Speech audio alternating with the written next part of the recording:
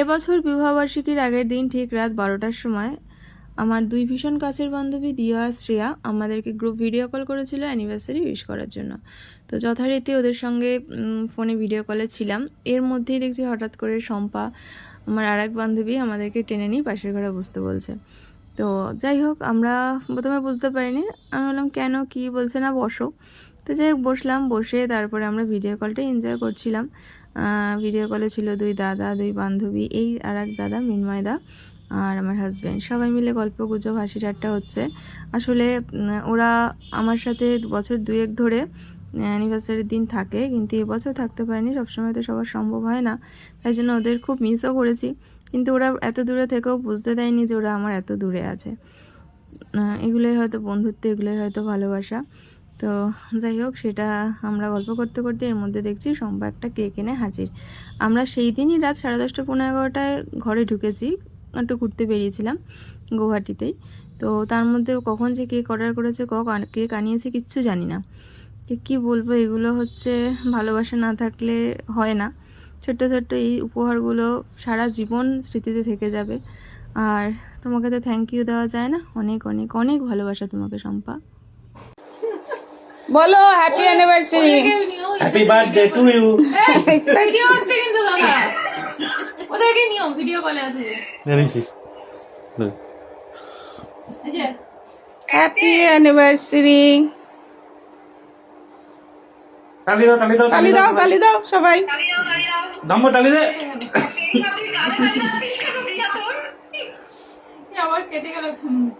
এই নিবার ইয়েতে নিবা ফুল দিয়ে। এটা ম্যাজিক ক্যান্ডেল, ম্যাজিক ক্যান্ডেল। ও পুজো নিজে খেতে যাচ্ছে।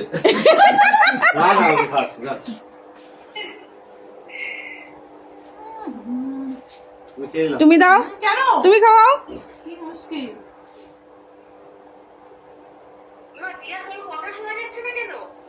এই যে তোদেরকে একটু দিলাম। যাও যাও, এই নাম দে, নাম এই নাম ধরে ধরে দে, নাম ধরে ধরে। এই দিয়া, এই যে শ্রেয়া, বোমা বলছে লাগবে না। এই যে বুমা, এই যে ধম্ম। আমাদের সব বান্ধবী আর দাদাদের ভিডিও কলে কেক খাওয়ানোর পরে আমার হাজব্যান্ড মিনময়দা আর শম্পাকে একটু কেক খাইয়ে দিয়েছিল, আর শম্পাও আমাদের দুজনকে একটু কেক কেটে খাইয়ে দিয়েছিল।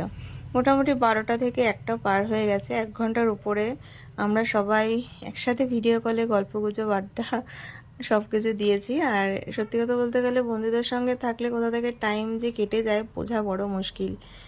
আর মোটামুটি ভালো একটা সময় কাটিয়েছি সবাই মিলে। ওরা যে এত দূরে ছিল তা আমি বুঝতে পারিনি, আমাকে বুঝতে দেয়নি, তাই বুঝতে পারিনি। আর একটা কথা যেটা হচ্ছে, এরকম অ্যানিভার্সারির মিডনাইট সেলিব্রেশন, যেটা আমার লাইফে আগে কখনো হয়নি, এই ফার্স্ট টাইম, সেটাও সম্ভব হয়েছে শম্পার জন্য, শম্পার মিনময়দা দুজনের জন্যেই।